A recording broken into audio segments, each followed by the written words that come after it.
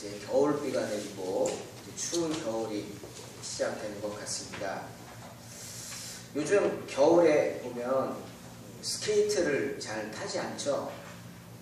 제가 어렸을 적만 해도 1970년대죠. 겨울이면은 그저 여기저기 갑자기 스케이트장이 만들어집니다. 논을 막아가지고 물을 대서 스케이트를 타고 그런 기억이 납니다. 배가 고픈 줄도 모르고 열심히 스케이트를 탔죠. 근데 요즘은 그런 땅이 없잖아요. 그래서 그런지 이 스케이트라는 것이 많이 잊혀져 가는 것 같아요. 그러다 어느 날 갑자기 다시금 이 스케이트가 다가왔죠. 왜 그럴까 했더니 우리 그 김연아 선수 때문에 그러지 않나 생각을 합니다. 너무 멋있죠. 환상적인 연기입니다. 저희 부부도 그 연기를 할 때마다, 그런 시합을 할 때마다 그저 며칠 전부터 기대하는 거예요. 기대하고 시간 잊지 않고 봐야지. 그리고 텔레비에서 김연아 선수가 막 연기를 할 때 보면은 제대로 앉아서 보지를 못하죠. 조마조마해가지고, 조마조마해서 그냥 두 손을 모으고 혹시나 점프할 때 미끄러져서 실수하지 않을까봐 어이구 어이구 하면서 그저 조마조마하면서 본 기억이 납니다. 이제는 볼 수 없는 것 같아서 참 아쉽습니다. 항상 그 라이벌 일본의 아사다마오하고 비교하면서 하니까 더 재밌잖아요. 여러분 그렇지 않습니까? 일본 사람들 괜히 싫죠? 괜히 싫습니다. 뭐 나한테 해코지한 것도 없는데 괜히 밉습니다. 아마 그 DNA라는 게 무서운 것 같아요. 지금 일본 사람들은 생각만 해도 자꾸 믿고 싫어지고 그렇습니다. 제가 젊을 때 이렇게 대학에서 학교 세미나를 이제 일본으로 갔었어요. 그래서 경제 파트 맡아서 저도 발표도 하고 그랬는데 일본 친구들을 몇 명을 사귀었거든요. 그 친구 집에도 가보고 그랬어요. 근데 얼마나 앞에서 싹싹하게 잘하는지 몰라. 그런데 싫어요. 싫어. 나 이거 이해할 수가 없어. 싹싹하게 구는데 싫어. 저 또 뒤로 뭐 뒤통수 칠라 그러지 막 이런 생각이 드는 거예요. 왜 그런지 모르겠어요. 아사다마오하고 비교하면서 막 하잖아요. 그런데 이 아사다마오 선수는 미안하지만 우리 김연아의 상대가 되지는 못합니다. 왜? 사람들이 그러잖아요.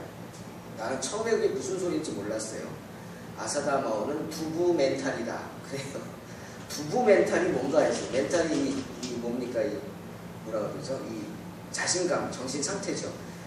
그게 두부야. 흐느적거린다 이거죠. 왜 그런가 했더니 평소에는 잘하는데 결정적인 순간에 그렇게 실수를 해가지고 실망시킨다. 그런 거래요. 정말 대회 때 그 중계하는 사람들이 그러잖아요. 아, 오늘 아사다마오가 아마 실수를 많이 할 것 같습니다. 왜? 우리 김연아 선수가 앞에 하면은 아사다마오가 실수를 많이 해요. 앞에서 김연아가 잘하면 100%입니다. 100%. 실수할 확률이 100%. 왜 그럴까요? 부담이 많이 되니까요. 자기 자신을 컨트롤을 잘 못하니까요. 너무 사람을 생각하고 의식하니까 그런 거예요. 결론적으로 이 아사다마오는 자기 일본 사람들의 마음을 아주 낙심케 하고 아주 실망시키는 아주 그 기대를 채워주지 못하는 모습으로 심지어 일본 언론에서조차도 그냥 막 문매를 가하는 것을 보았습니다. 그런데 우리 김연아 선수는 침착하게 잘하죠. 한번 이렇게 인터뷰하는 거, 이렇게 연습하는 걸 봤더니 뭐 입술을 우르르르 막 이러면서 자기가 긴장을 풀고 흔들리지 않기 위해서 그렇게 노력을 하더라고요. 김연아 선수가 이런 말을 했어요. 제가 그 말 듣고 아, 참 저 친구는 괜찮다. 꼭 뭐 제 대학 후배라서 그런 건 아니고 괜찮다. 왜? 자기는 즐긴대요. 즐긴대요. 이게 무슨 소리인가? 맞는 말이에요. 즐긴대요. 저도 영어 단어 중에서 인조이라는 단어를 좋아합니다. 근데 그 인조이라는 단어를 코카콜라가 가져갔죠. 인조이 코크 그래가지고. 근데 그게 참 좋아요. 여러분, 여러분의 삶을 주님 안에서 in Christ 이게 중요하죠. 주님 안에서 즐기시기 바랍니다. 항상 기뻐하라. 무슨 말입니까? 즐기라는 겁니다. 하나님이 주신 인생을 즐기면서 살라는 거예요. 근데 그 친구가 즐긴대. 자기는 즐긴대. 그냥 즐겁게 한다는 거예요. 얼마나 그 고마운 말입니까? 그래서 그런지 다들 좋아합니다. 왜? 우리 김연아 선수는 사람들의 기대를 실망시키지 않는다고 믿기 때문이에요. 또 실망시키지 않습니다. 신기록을 세웁니다. 올림픽에서 금메달 땁니다. 얼마 전에 쉬었다가 다시 했죠. 도전했어요. 아, 난 이것도 대단했어요. 이제 금메달 따면 은퇴해도 되잖아요. 요번에 금메달 딴 그 소련의 러시아에 두고 보세요. 그냥 은퇴해버리고 말잖아요. 뭐가 꿀리니까 그런지 몰라도. 근데 김연아는 목표 다 달성했어요. 신기록도 세우고 금메달도 따고. 그런데 은퇴하지 않고 4년 후에 재도전합니다. 저는 그 모습 보고 너무 놀랐어요. 야, 참 저 친구 대단하다. 그 멘탈도 대단하고 참 대단하다. 그러더니 연기를 얼마나 잘했습니까? 은메달 땄지만 저는 금메달 땄다고 생각합니다. 금메달보다 더 귀한 거죠. 실질적인 금메달 아닙니까? 그래서 다들 좋아합니다. 국민 여동생이라고. 저희 부부도 마치 딸처럼 그죠? 한번 점프할 때마다 가슴을 졸이죠. 저거 미끄러지면 안 되는데 어이쿠 하면서 응원을 합니다. 왜? 언제나 기대를 저버리지 않기 때문이죠. 실수해도 괜찮습니다. 금메달 못 따도 괜찮아요. 왜? 김연아 선수는 최선을 다하면서 상대방의 기대를 저버리지 않기 위해 정말 자기 노력을 다하고 최선을 다하는 사람인 것을 우리가 알기 때문이에요. 그런데 어느 날 한번 이렇게 TV를 보다가 선전을 봤는데 뭐 커피 광고 많이 하잖아요. 그건 좋아. 근데 갑자기 저녁에 맥주 광고를 하더라고. 누가? 우리 김연아가. 막 화가 나는 거예요. 나만 화난 줄 알았더니 집사람은 펄쩍 뛰고 있어. 화가 나요. 왜? 안 된다는 거예요. 너는 술 광고하면 안 된다는 거죠. 왜? 많은 청소년들이 우상처럼 생각하고 그저 많은 사람들의 마음을 기쁘게 한 사람이 술 광고를 한다? 이거는 안 된다는 거죠. 여러분은 괜찮습니까? 안 되죠. 막 기도가 나오는 거예요. 하나님 안 됩니다. 안 됩니다. 하나님 그 기도 들어주셨죠. 본인도 느꼈든지 얼마 나오다가 그 광고 안 나오더라고요. 어떻게 된지 모르겠지만 아무튼 본인도 많은 사람들의 그 말을 듣고 뭔가 느끼지 않았나 싶어요. 안 됩니다. 우리의 기대를 채워주지 못하기 때문에 기대를 저버리는 거죠. 좀 너무한 얘기라고 생각하실지 모르지만 그만큼 기대를 했기 때문이죠. 하지만 그렇게 국민들에게 기대를 주는 그 뒷모습 속에는 참 엄청난 고난이 있죠. 여러분. 말 못하는, 나만이 알고 있는, 나만이 감당해야만 하는 그런 아픔과 고통이 있습니다. 여러분 누군가의 기대를 받아보십시오. 얼마나 부담됩니까? 그 기대를 충족시키기 위해서 얼마나 열심히 노력해야 합니까? 훈련해야죠. 인내의 시간이 있어야 합니다. 여러분 김연아 선수 무릎 보셨습니까? 멍든 거? 발도 시퍼렇게 멍들고 발도 빠지고 막 뒤틀어지고 척추는 또 휘어대네요. 그런 아픔을 겪으면서 견디면서 최선을 다합니다. 이런 인터뷰를 한 기사를 보고 제가 참 감동을 받았어요. 이렇게 말합니다. 제가 이런 고통을 이기고 좋은 결과 얻을 수 있었던 건 저에게 큰 기대를 가지고 응원해 주신 여러분이 있었기 때문입니다. 그건 뭐 많은 사람이 하는 멘트라 그렇게 생각하는데 그 다음이 저의 마음을 움직였어요. 저 또한 국민 여러분의 큰 응원을 기대했기 때문에 이런 고통을 이겨낼 수 있었습니다. 아, 성경적인 이야기입니다. 여러분이 응원해 주셔서 내가 이런 결과가 있었습니다. 그 말만이 아니라 여러분의 응원을 내가 기대했기 때문에 힘들고 어려울 때마다 내가 이 고통을 이겨낼 수 있었습니다. 라고 하는 거예요.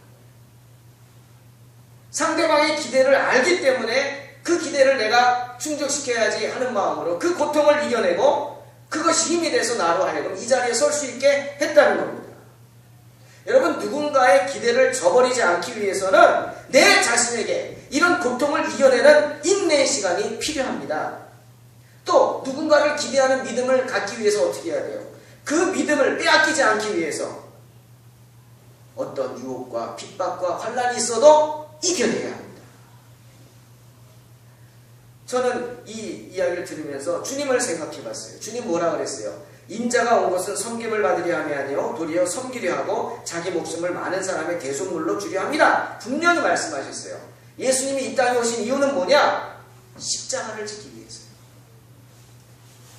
나 하나님의 아들이다 권세 부리려고 오신 게 아니라 이 땅에 십자가를 지러 오셨단 말이죠.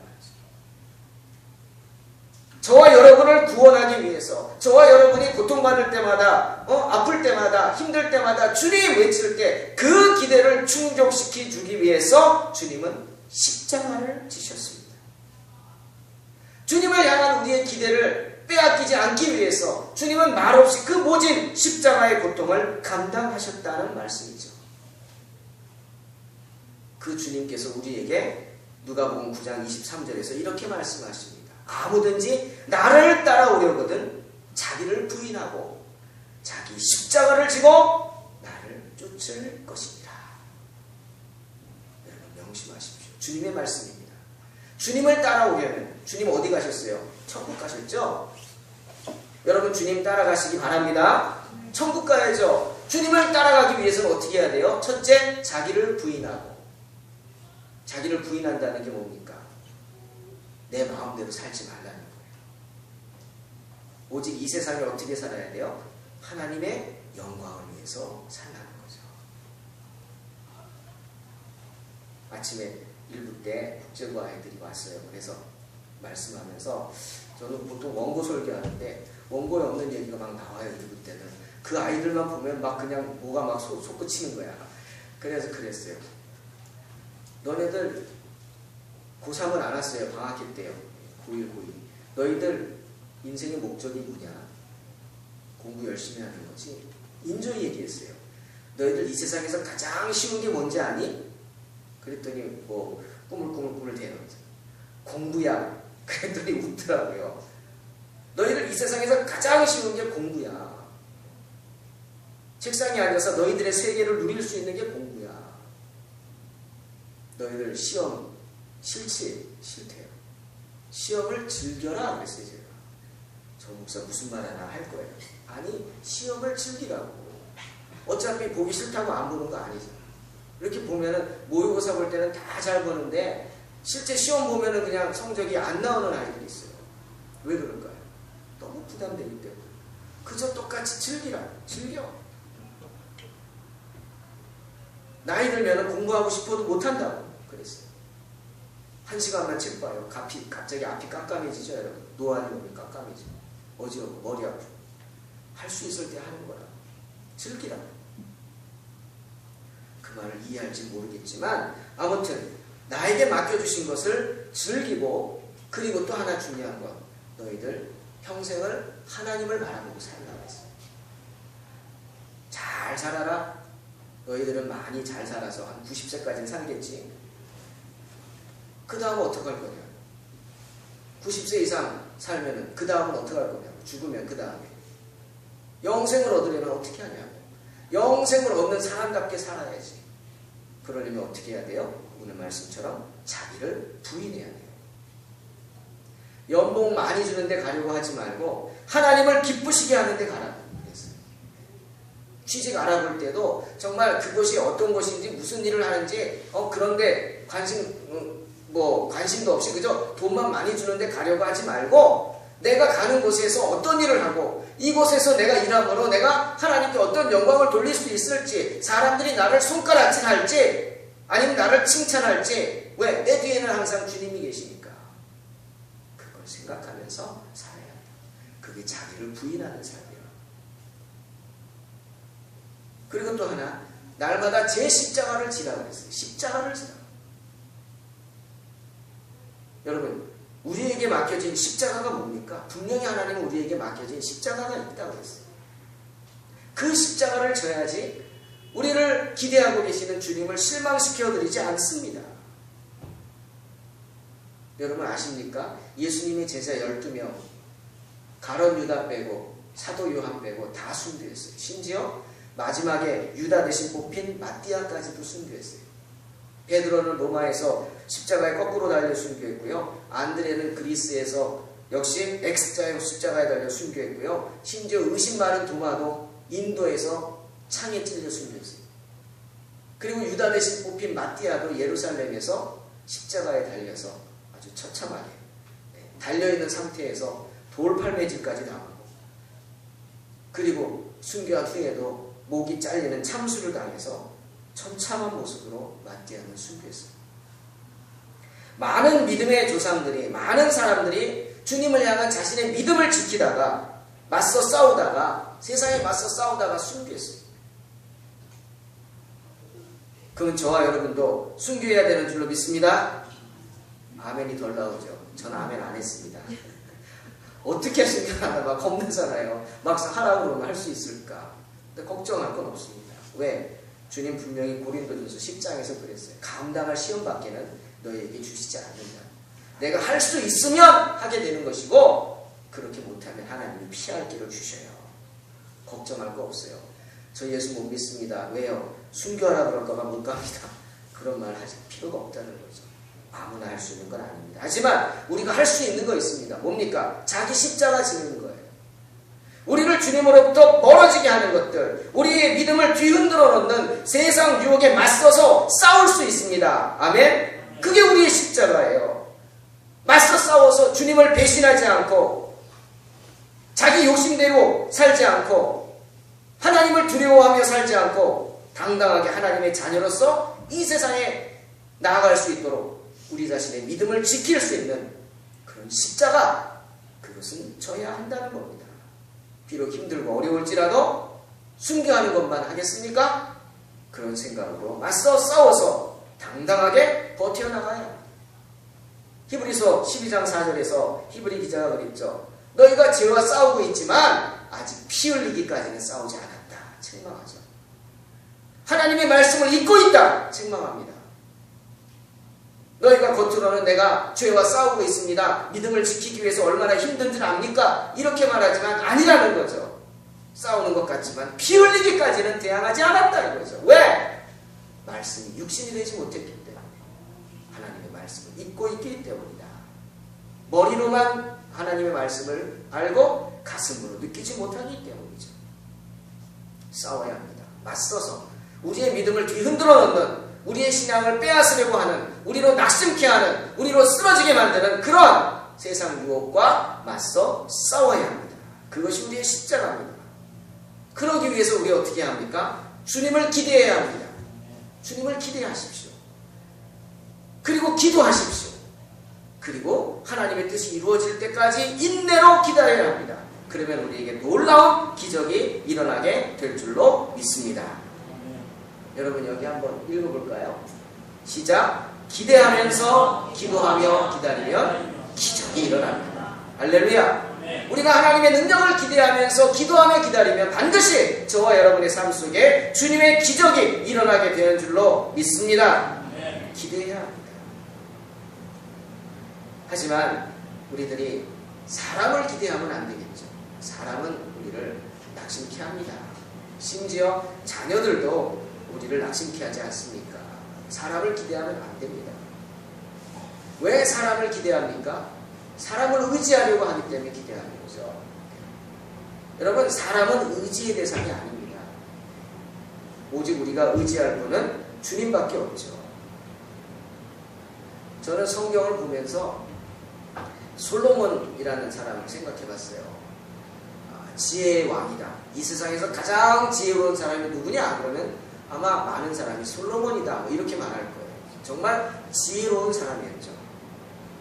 하지만 이 솔로몬이 얼마나 그 자녀를 기대하면서 양육했겠어요. 여러분 아십니까? 솔로몬이 부인이 자그마치 1000명이나 됐어요. 1000명. 도무지 이해가 안 가죠. 그런데 그렇게 정책적으로 이제 그렇게 한 것 같아요. 후궁이 700에 빈장이라고 그러죠. 후궁보다 좀 못한 분이 300. 1000명 가까운 아내가 있어요. 그럼 자녀가 몇 명이나 있겠어요? 아들이 몇 명일까요? 얼마나 많은지 성경에 나오지도 않아요. 그 많은 아들 가운데서 솔로몬이 자기 후계자로 한 사람을 택하죠. 얼마나 기도하면서 기대하면서 택했겠어요. 그 택함 받은 사람이 바로 르호보암입니다. 그런데 여러분, 그렇게 기대했던 르호보암이 어떻게 한 줄 아십니까? 솔로몬 왕국을 둘로 쪼개버립니다. 백성을 다스릴 때 왕의 그 아버지의 신하들이 지혜로 다스리라, 사랑으로 다스리라 그랬는데 그 젊은 친구들이 왕의 권세로 다스리라, 채찍으로 정갈로 다스리라 그 말을 들어서 백성들을 박해하다가 핍박하다가 그만 여로보암에 의해서 이스라엘이 둘로 쪼개지게 됩니다. 아마 솔로몬이 살아있다면 얼마나 가슴이 아프겠습니까? 그 기대가 묵사발나는 거죠. 또 엘리 제사장이라고 있어요. 엘리 제사장에게 두 아들이 있습니다. 홈리와 비느하스라. 엘리는 자기 아들들을 잘 양육했어요. 그래가지고 제사장으로 만들었어요. 여러분, 그게 얼마나 힘들겠습니까? 주의 제사장으로 만들었는데 이 두 아들이 어떤 짓을 했어요?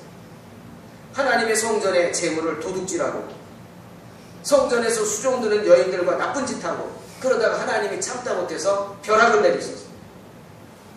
하나님이 진노하셔서 재앙을 주셨어요. 그래서 재앙을 당해 두 아들이 죽어버립니다. 엘리는 그 소식을 듣고 의자에 앉았다가 꼬꾸라져가지고 죽습니다. 얼마나 마음이 아팠겠습니까? 그게 우리 인생의 모습입니다. 여러분, 사람을 믿으면 안 돼요. 자식까지도 믿을 수가 없는 것입니다. 기대를 할 수가 없는 거죠. 가룟 유다는 어떻습니까? 주님이 얼마나 가룟 유다를 믿고 맡겼어요. 여러분, 어떤 모임에서 재정을 맡기는 사람은 어떤 사람에게 맡깁니까? 정말 그 모임에 충성하고 믿을 수 있는 사람에게 재정을 맡기지 않습니까? 유다가 재정을 맡았어요. 주님이 그를 믿고 맡겼다는 거예요. 끝까지 주님은 그를 믿었죠. 그리고 그에게 돌아오라고 계속 말씀하셨어요. 그러나 가룟 유다는 결국 주님의 기대를 저버리고 배신하지 않습니까? 그 모든 돈을 빼돌려 자기 밭을, 예루살렘에다가 밭을 삽니다. 결국 그 죄책감에 또 예수님을 판 그 죄책감에 스스로 목숨을 잃게 되죠. 여러분, 사람들에게 기대를 갖는 것은 어리석은 행동입니다. 왜? 언제나 우리가 실망할 수 있기 때문이죠. 사람은요, 믿음의 대상이 아닙니다. 사람은 섬김의 대상입니다. 아멘. 절대로 사람을 믿고 너무 기대할 때는 분명히 우리는 낙심하고 실망할 수 있습니다. 온전히 우리가 믿을 분은 주님밖에 없죠. 자녀들도 너무 기대한다고 내 욕심을 채우려고 하지 마십시오. 부모들이 그렇게 하지 않습니까? 이렇게 말씀드리면 저도 그럴 수 있습니다. 그러나 내려놓아야 합니다. 왜? 내가 기대한다고 되는 게 아니거든요. 단지 내가 할 수 있는 일은 뭡니까? 그 자녀를 주님께로 인도하는 겁니다. 내가 기대하는 게 아니라 주님이 그 자녀들을 기대하게 하십시오. 오늘 빌립보서 2장 13절 말씀처럼 너희 안에서 행하시는 일은 하나님이라고 했어요. 하나님이 우리에게 기대를 갖고 계십니다. 우리 자녀들을 하나님이 기대하실 수 있도록 또 자녀들이 하나님을 기대할 수 있도록 하나님께 인도하는 것이 바로 저나 여러분이 할 수 있는 역할입니다. 사람은 우리를 실망시키지만 하나님은 다르시죠. 하나님은 결코 우리를 실망시키지 않습니다. 사람은 우리의 기대를 무너뜨리지만 하나님을 향한 우리 기대는 결코 무너지지 않습니다. 왜? 하나님이 우리의 모든 것을 알고 계시기 때문이에요. 하나님은 전지전능하시기 때문입니다. 우리 연약함을 아시고 우리 나약함을 아시기 때문이죠. 저는 마태복음 14장 14절 말씀을 볼 때마다 눈물이 납니다. 거기 보면 이런 말씀이 있어요. 주님이 계신 걸 알고 수많은 무리가 주님 앞에 나옵니다. 주님이 어디 계시다는 소식을 듣고 각처에서 많은 사람들이 주님 앞에 몰려옵니다. 어떤 사람들이 몰려오겠어요? 하나같이 문제 있는 사람들, 병약한 사람들, 나약한 사람들, 세상에서 상처받은 사람들, 세상이 포기한 사람들, 그 수많은 병자들, 환자들, 나약한 자들, 상처 입은 사람들이 주님 앞에 몰려 나옵니다. 구름과 같이 모여듭니다. 셀 수가 없을 정도입니다. 하지만 주님은 그들을 바라보시고 제일 먼저 어떤 마음을 느끼셨어요? 그들의 죄를 지적하지 않으셨어요. 너희가 이따위로 살아서 그렇지, 그 죄 가운데 있으니까 병들고 상처받고 속고 속임당하고 그러지 라고 지적하지 않으셨어요. 주님은 그 무리들을 보시고 불쌍히 여기셨어요. 아무것도 따지지 않고 묻지도 않고 그들을 보시고 불쌍히 여기셨어요. 그들이 가지고 나온 문제들을 다 해결해 주셨습니다. 병든 자는 그것이 무슨 병이든 다 고쳐주셨고, 마음이 상한 자는 그것이 어떤 문제든 다 해결해 주시고, 상처받은 마음을 위로해 주셨습니다. 할렐루야. 주님은 그런 분이셔요. 하나같이 기대를 품고, 커다란 기대를 품고 나온 그 백성들을 단 한 명도 예외 없이 다 그 기대를 충족시켜 주셨습니다. 때문에 시편 기자는 그런 주님을 찬양하잖아요. 37편 9절에서 대저 행악하는 자는 끊어질 것이나 여호와를 기대하는 자는 땅을 차지할 것이라. 아멘. 분명히 말씀하십니다. 여호와를 기대하라는 거예요. 사람을 의지하고 사람을 기대하지 말고 여호와를 기대하라는 겁니다. 네. 사람을 의지하고 사람을 기대하니까 뇌물을 쓰고 청탁을 하고 뭐 그런 모습 아닙니까? 다 소용없습니다. 오직 주님을 바라보고 주님 앞에 엎드려 기도하십시오. 주님이 기뻐하시면 우리를 그 땅에 들이실 것이다. 분명히 말하지 않습니까? 여호수아와 갈렙이 가나안 땅 앞에 서서 다들 우린 죽었다, 우린 끝이다, 하나님 우리 버렸다. 그럴 때 여호수아와 갈렙이 뭐라고 합니까? 이스라엘 백성들에게 담대히 외칩니다. 아니다. 하나님이 기뻐하시는 백성이요, 하나님이 거룩히 만드신 땅이다. 하나님이 우리를 기뻐하시면 그 땅에 들이실 것이다. 우리는 믿는다고 분명히 선포합니다. 저와 여러분이 하나님이 기뻐하시는 하나님의 백성이기에 하나님은 분명히 우리를 통해서 놀라운 기적을 이루어 주실 줄로 믿습니다. 네. 그 주님을 기대하며 기도하면서 기다리며 분명히 우리에게 놀라운 기적이 일어나는 것입니다. 우리 주님 결코 우리 기대를 저버리는 분이 아니십니다. 때문에 주님은 십자가를 지신 거죠. 우리를 구원하기 위해서, 영생의 자리에 우리와 함께하기 위해서, 우리가 원하는 것, 우리가 기대하고 소망하는 것을 이루어주기 위해서 주님은 고난의 십자가를 지신 것입니다. 그런 주님을 기대하는 우리, 그 주님의 기대에 충족시키기 위해서 역시 우리에게 맡겨진 십자가를 져야 할 줄로 믿습니다. 15살의 어린 소년입니다. 우리로 말하면 중학생 정도 되겠죠. 들에서 아비의 양을 칩니다. 다윗입니다. 아비의 양을 치면서 평생을 살아왔습니다. 어린 나이죠. 그런데 전장터에 형들 만나러 갔다가 엉뚱한 소리를 듣게 됩니다. 짐승같이 큰 골리앗이라는 사람이 키가 3m나 되니까 엄청나게 큰 거죠. 칼과 창을 든 채 마구마구 하나님을 욕하는 겁니다. 이스라엘에 내노라 하는 용사들이 그 골리앗을 보고 무서워서 숨기 바꿉니다. 골리앗은 계속해서 외칩니다. 다윗의 마음속에는 갑자기 분노가 일어나죠. 어떤 분노입니까? 거룩한 분노입니다. 여러분, 누군가 여러분의 부모님을 욕하면 그냥 그 자리를 피하겠습니까? 아니죠. 내가 맞아 죽더라도 달려들지 않겠습니까? 자녀라면 그렇겠죠. 당신이 뭔데 우리 부모를 욕하냐고. 당연히 달려들고 그럴 겁니다. 만약 우리가 성도라면, 우리가 하나님의 자녀라면 하나님을 욕하는 자리에서 피하지 마십시오. 하나님을 모욕하는 소리를 들으면 우리도 분노해야 합니다. 거룩한 분노를 느껴야 합니다. 다윗은 그 거룩한 분노를 느꼈어요. 아니, 저 짐승 같은 골리앗이 뭐기에 살아계신 하나님을 모욕하느냐? 사람들 보기에 다윗과 골리앗이 싸워서 다윗이 이길 확률은 0%였습니다. 불가능이란 말입니다. 하지만 다윗은 두려워하지 않고 죽을 각오를 하고 골리앗 앞에 섭니다. 그러한 모욕의 소리를 듣고 하나님을 욕하는 소리를 듣고 참을 수 없는 거예요. 이 할례 없는 블레셋 사람이 누군데 사실은 하나님의 군대를 모욕하느냐? 담대히 외치고 골리앗 앞에 섭니다. 무엇을 가지고 섭니까? 칼이 아닙니다. 창이 아닙니다. 돌멩이 가지고 섭니다. 주의 이름으로 서는 것입니다. 다윗은 말하죠. 다들 말릴 때 아닙니다. 우리 하나님은 그런 분이 아닙니다. 다윗은 말합니다. 내가 양을 칠 때 사자가 달려들고 곰이 달려들어서 양을 뺏으려고 하면 내가 이 돌멩이 들고 나가서 그 사자를 물리쳤습니다.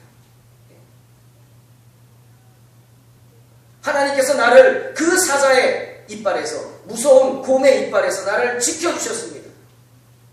그 무서운 사자의 발톱에서, 그 곰의 발톱에서 나를 지켜주셨습니다. 저 짐승 같은 골리앗이 하나님을 욕하는데 하나님이 나를 지켜주지 않겠습니까? 담대하게 외치고 돌멩이 들고 나갑니다. 왜? 하나님을 기대했기 때문이죠. 곰의 발톱에서, 사자의 발톱에서 지켜주신 하나님을 기대했기 때문에 너는 짐승과 다를 바 없다 라고 외치면서 오늘 하나님께서 너를 죽여서 이 세상에 하나님이 살아계심을 만천하로 알게 할 것이다 라고 외치면 당당하게 칼도 아니고 창도 아니고 돌멩이를 들고 나갑니다. 여러분, 다윗이 시내에서 돌멩이 5개 주셨습니다. 하지만 5개 필요 없었어요. 2개도 필요 없었어요. 단 하나면 충분했습니다. 그 단 하나의 돌멩이로 다윗은 골리앗을 무너뜨리게 되는 것입니다. 할렐루야.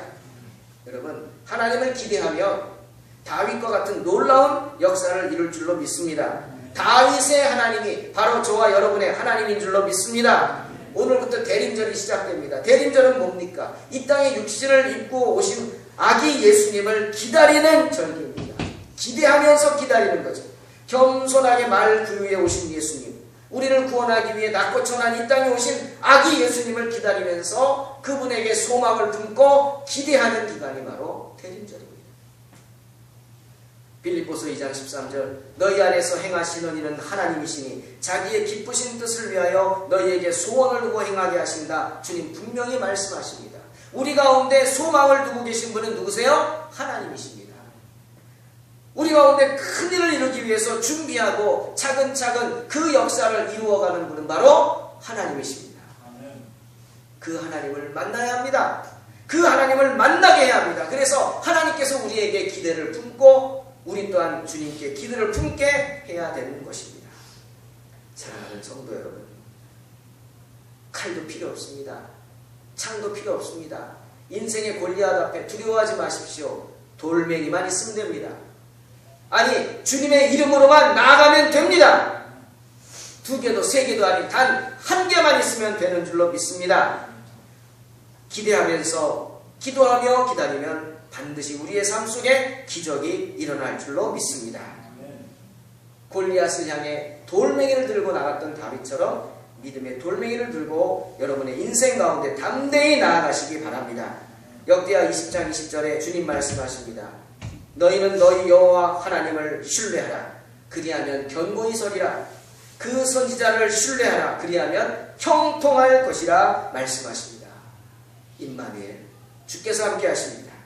주님을 더욱 신뢰함으로, 주님을 더욱 기대함으로, 주님이 장차 여러분을 통해서 이루실 놀라운 역사를 기대함으로 승리하는 저와 여러분 되시기를 주님의 이름으로 축원합니다.